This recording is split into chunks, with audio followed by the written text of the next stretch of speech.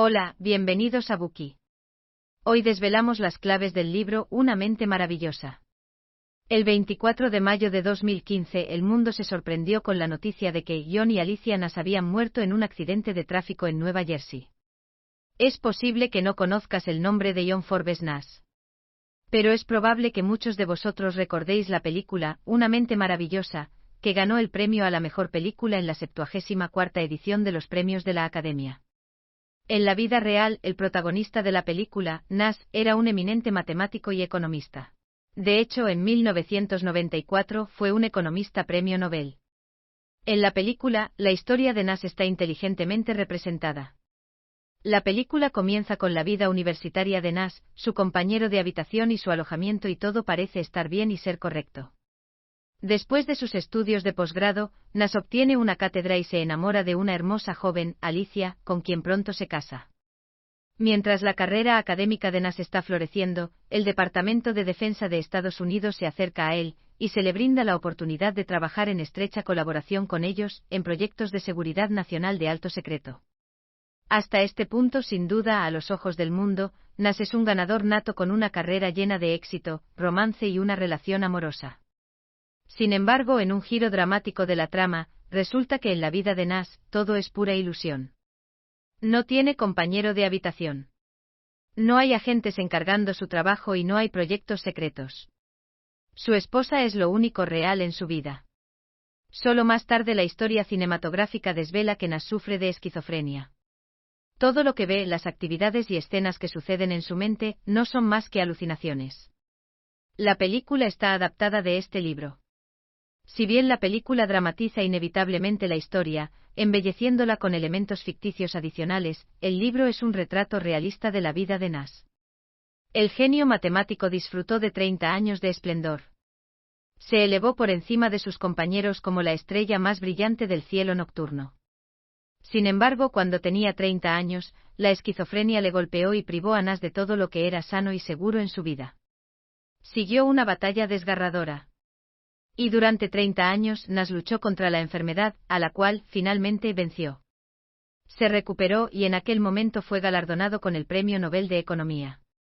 La autora del libro, Sylvia Nasar, fue redactora de Fortune y columnista de US News y World Report. En 2002 fue becaria visitante en King's College y Churchill College, Cambridge.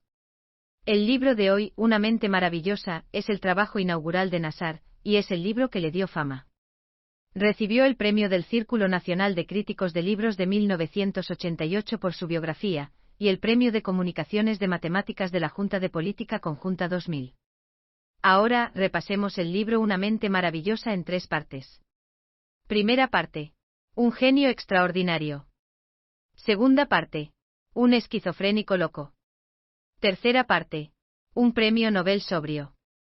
Primera parte. Un genio extraordinario. John Forbes Nash Jr. nació el 13 de junio de 1928 en el seno de una familia amable, honesta y trabajadora, en Bluefield, West Virginia. Aunque inclinado a ser solitario e introvertido, Nash era considerado un niño inteligente. A la tierna edad de 7 u 8 años, mostraba poco interés en los juegos infantiles populares como el escondite. En cambio, optaba por quedarse solo en casa, leyendo libros. Sus hábitos llevaron a sus tías a llamarlo raro o un poco empollón. Sin embargo, sus padres lo adoraban y ejercieron una profunda influencia en su educación. Su madre nunca dejó de darle clases extra en casa al pequeño Nash, y consiguió legalmente que Nash se saltara medio grado en la escuela primaria. Su padre también le presentó al pequeño Nash una colección variada de libros de ciencia. Nunca dudó en satisfacer la constante curiosidad de su hijo por la naturaleza, la ciencia y la tecnología. Respondía asiduamente a las preguntas de Nash relacionadas con la geología, la electricidad y la astronomía. El pequeño Nash consideraba los libros como sus mejores compañeros, y no hizo amigos cercanos en la escuela. Con una inteligencia excepcional para su edad, Nash era un apasionado de la realización de experimentos, y especialmente con fines de demostración, teniendo como público a otros niños. En una ocasión, para probar un antiguo método indio de inmunización contra las toxinas de las hierbas, se tragó las hojas de hiedra venenosa envueltas dentro de otras hojas. A la edad de 12 años, había transformado su habitación en un laboratorio para poder jugar con sus pruebas e investigaciones. Después de tocar el violín, incluso arregló el auricular roto del teléfono de su padre. El primer contacto de Nash con el ámbito de las matemáticas provino de un libro titulado Men of Mathematics. El atractivo del libro fue instantáneo y el maravilloso mundo de las matemáticas se extendió ante él. Sus hermosos símbolos eran un misterio por desentrañar, por lo que el libro fue revelador. La emoción de probar teoremas matemáticos plantó una semilla en la mente del joven Nash, que convertiría a las matemáticas en la obsesión del resto de su vida. El libro fue una de las inspiraciones clave que le llevó a seguir una carrera en matemáticas a lo largo de su vida. El talento de Nash en matemáticas superaba al de sus compañeros, y mostraba una intensa pasión por el tema. Pasó sus años de licenciatura en el Carnegie Institute of Technology. Desde el día en que llegó a la universidad, la destacada aptitud matemática de Nash asombró a sus profesores, y un profesor incluso lo llamó joven Gauss. Nash realizó cursos avanzados sobre relatividad general y cálculo de tensores. Albert Einstein empleó el cálculo como columna vertebral matemática, para formular la teoría general de la relatividad. A los 19 años, Nash ya se presentaba como un matemático maduro. Hans Weinberger, un matemático famoso entre los alumnos de Nash, también hablaba muy bien de Nash. Nash sabía mucho más que nadie allí. Estaba trabajando en cosas que no podíamos entender. Era capaz de asimilar un enorme volumen de conocimientos. Conocía la teoría de los números como loco y dado el tremendo don de Nash, no era sorprendente que mientras aún estaba en su tercer año en Carnegie, fuese aceptado por programas de posgrado en matemáticas en 4 instituciones de estudios avanzados de clase mundial, incluidas Harvard, Princeton, Chicago y Michigan. Después de una cuidadosa valoración, Nash eligió Princeton. En ese momento, tras haber reunido a un grupo de los mejores talentos en matemáticas, Princeton era conocido como el centro matemático del universo.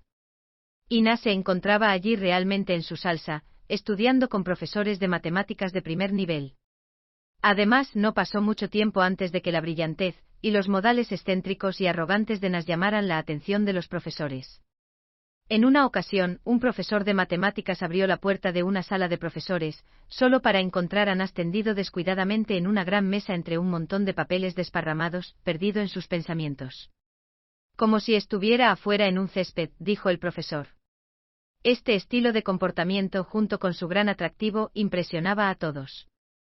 Nash estaba interesado en todos los aspectos de las matemáticas, ya fuese geometría algebraica, lógica o teoría de juegos.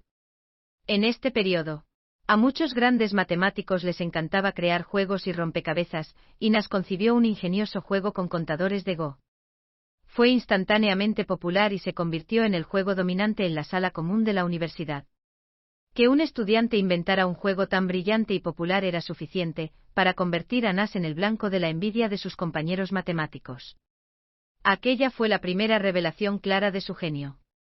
La participación de Nash en la teoría de juegos le llevó al logro culminante de su carrera, la teoría conocida como equilibrio de Nash, que finalmente le valió el Premio Nobel de Economía.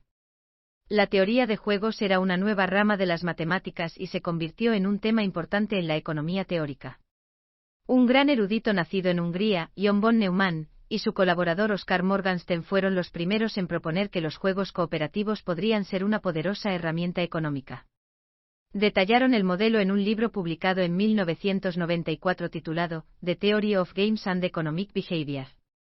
La teoría de juegos consiste en formular la mejor estrategia para interpretar situaciones cambiantes. El dilema del prisionero es un escenario bien conocido que se utiliza para ilustrar los principios de la teoría.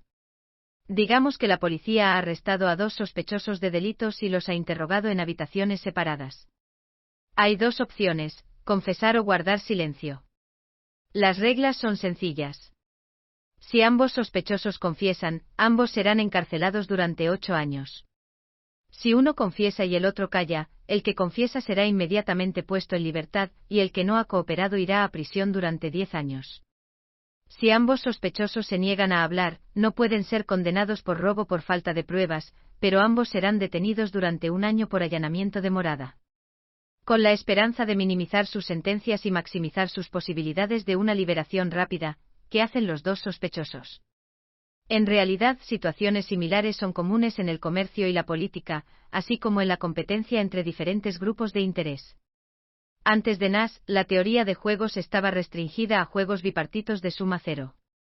Estos juegos involucran solo a dos contrincantes, un ganador y un perdedor, y el beneficio del ganador será igual a lo que el perdedor ha perdido, por lo que el beneficio neto es cero.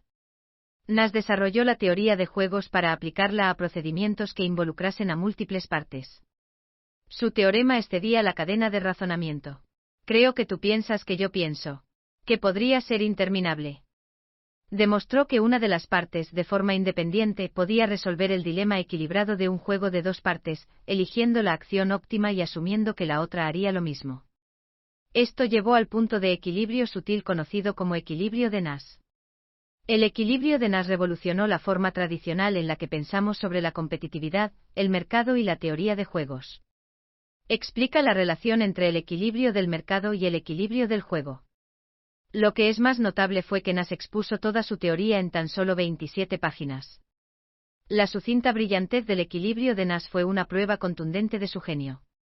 Como muchos genios históricos, Nash era orgulloso y distante. Se jactaba de sus logros en cada oportunidad, buscando ansiosamente elogios por su inteligencia. Por ejemplo, para asombrar a todos, de repente mencionaba una prueba perfecta que hizo como estudiante. Creía que su linaje era superior al de sus compañeros de universidad. En una ocasión, incluso concertó una cita con Einstein para hablar de física. Durante aquella reunión, sin preámbulos, Nash lanzó una idea y cómo se había formulado. Einstein simplemente escuchaba amablemente y ocasionalmente contribuyó con sus palabras. Aquella reunión duró casi una hora y al final, Einstein se limitó a sonreír amablemente y dijo: «Será mejor que estudies un poco más de física, joven». Sin embargo, Nash no siguió el consejo de Einstein y convirtió su idea en un artículo sin mucho más desarrollo. La gente que rodeaba a Nash normalmente lo consideraba un engreído, pero a Nash no le preocupaba lo que pensaran los demás. Concentraba todos sus esfuerzos en encontrar respuestas a los problemas académicos. En cambio, si consideraba una pregunta estúpida, la ignoraría por completo. Era propenso a hablar de forma continua sin hacer una pausa para respirar. Gran parte de lo que decía fueron tonterías, declaraciones como lo que estaba sucediendo en la Tierra cuando los marcianos tomaron el mando. Nadie tenía ningún interés en discutir esas cosas con él. Algunos otros estudiantes se burlaban y se reían de él. Frustrado, Nash reaccionaba, a veces con violencia. En una ocasión, por ejemplo, persiguió a un estudiante, lo tiró al suelo y llenó la camisa del estudiante con cubitos de hielo. Nash también mostraba tendencias homosexuales. En una ocasión, se subió a la cama de su compañero de cuarto e intentó seducirlo. Los compañeros de clase de Nash comenzaron a burlarse de él después de enterarse de aquella tendencia, lo cual le produjo una gran angustia. En general, Nash era una persona solitaria, vanidosa y ambiciosa. Su mente nunca descansaba y estaba ansioso por subir la escalera del éxito. Pero, ¿quién podría haber previsto que un individuo que generaba sentimientos encontrados, una persona con tanto talento, sucumbiría a una enfermedad mental a los 30 años? Gracias por escuchar. Compruebe el enlace de abajo para desbloquear el contenido completo.